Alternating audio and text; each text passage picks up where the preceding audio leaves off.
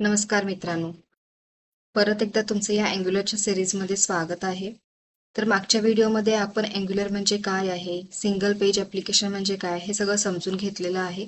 आणि आता आपण या व्हिडिओमध्ये अँग्युलर इन्स्टॉलेशनची प्रोसेस समजून घेणार आहोत, त्याचा कम्प्लीट सेटअप कसा करायचा हे समजून घेणार आहोत.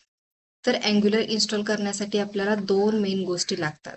तर त्यातली पहिली गोष्ट म्हणजे Node.js आणि दुसरी गोष्ट म्हणजे अँग्युलर CLI. आणि या दोन्ही गोष्टी इन्स्टॉल केल्यानंतर आपण अँग्युलर प्रोजेक्ट क्रिएट करू शकतो. ओके, आता आपण Node.js इन्स्टॉल करूया. तर त्याच्यासाठी ब्राउझर ओपन करून त्याच्यामध्ये node.js इन्स्टॉल इथे गेल्यानंतर आपण नेहमी काय करतो तर LTS व्हर्जन इन्स्टॉल करतो, कारण तो स्टेबल असतो आणि रिकमेंडेड असतो. म्हणून मी इथे काय करणार आहे तर LTS व्हर्जन इन्स्टॉल करणार आहे. आता इथे आपल्याला दोन दिसतात, एक करंट आहे आणि एक LTS आहे. तर मी LTS वाला इन्स्टॉल करते.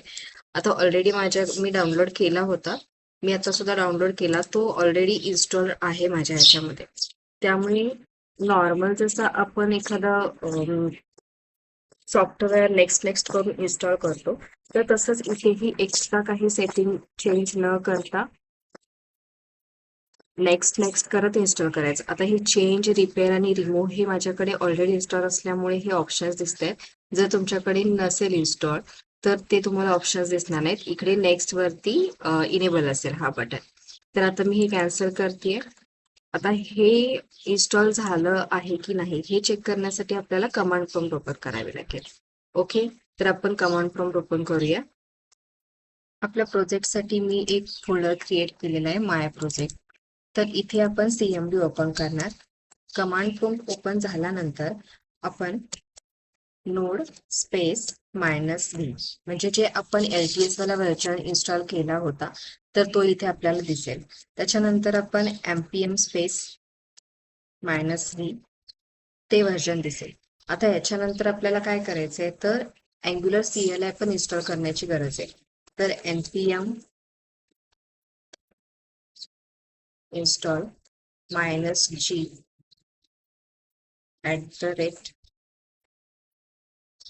@angular CLI. आता हा थोडासा वेळ घेईल.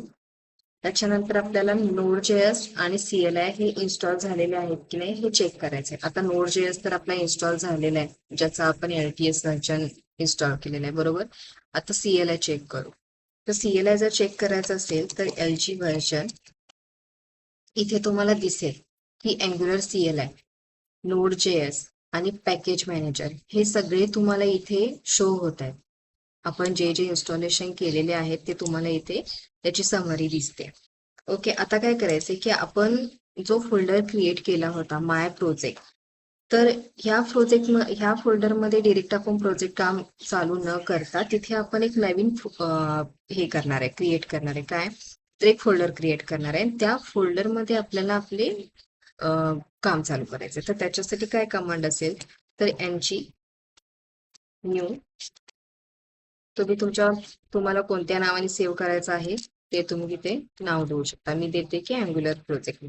आता ही कमांड रन केल्यानंतर by default automatically npm install होतं, नोड पॅकेज मॅनेजर इन्स्टॉल होतं. त्यामुळे त्याला मॅन्युअली ऍड करायची गरज नाहीये. तर इथे आपल्याला काही क्वेश्चन्स विचारले जातील की तुम्हाला स्टाईल शीटसाठी CSS यूज करायचं आहे की टेलविन CSS. आपल्याला नॉर्मल जे CSS आहे तेच यूज करायचंय. आणि सर्व्हर साइड रेंडरिंगची तर आता आपल्याला गरज नाहीये, त्यामुळे आपण ह्याला नो बोलणार आहे.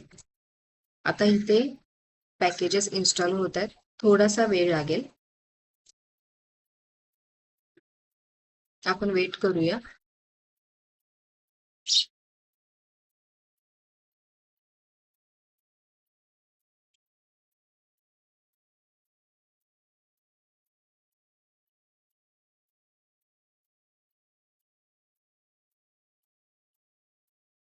आता हे सक्सेसफुली कंप्लीट झालेलं आहे.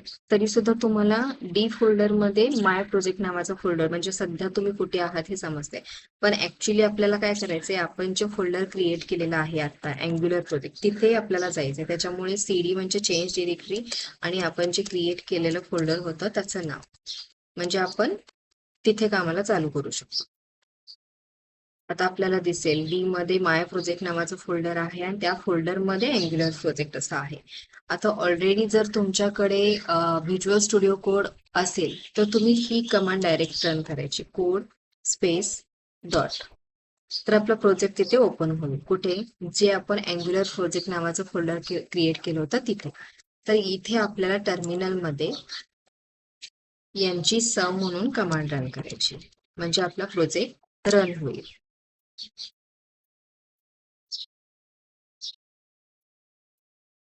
आता इथे दिसेल आपल्याला की लोकल HTTP लोकल होस्ट 4200. इथे गेल्यानंतर आपण बघू शकतो की आपला प्रोजेक्ट हॅलो अँग्युलर प्रोजेक्ट, आपल्या प्रोजेक्टचं नाव म्हणजे आपण जे क्रिएट केलं होतं ते.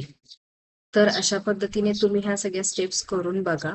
त्याच्यानंतर आपण जो हा प्रोजेक्ट तयार केला म्हणजे अँग्युलर प्रोजेक्ट नावाचा जे फोल्डर तयार केला तिथे गेलात तुम्ही तर तुम्हाला हे पूर्ण फाईल्स दिसतील. खूप साऱ्या फाईल्स दिसतील ज्याच्यामध्ये नोड मॉड्यूल असेल, काही जेसम फाईल्स असतील, SRC असेल. तर ह्या फाईल्स आपण कशासाठी यूज करतो आणि हे फोल्डर स्ट्रक्चर काय आहे हे आपण नेक्स्ट व्हिडिओमध्ये बघणार आहोत. तुम्ही आता इथेपर्यंत माझ्या बरोबर जर यायचं असेल तर तुम्ही या स्टेप्स करून इथेपर्यंत कंप्लीट करून ठेवा, म्हणजे आपल्याला नेक्स्ट व्हिडिओ पासून परत स्टार्ट करता येईल. जर व्हिडिओ आवडला असेल तर सबस्क्राईब करा आणि लाईक करा. थँक्यू.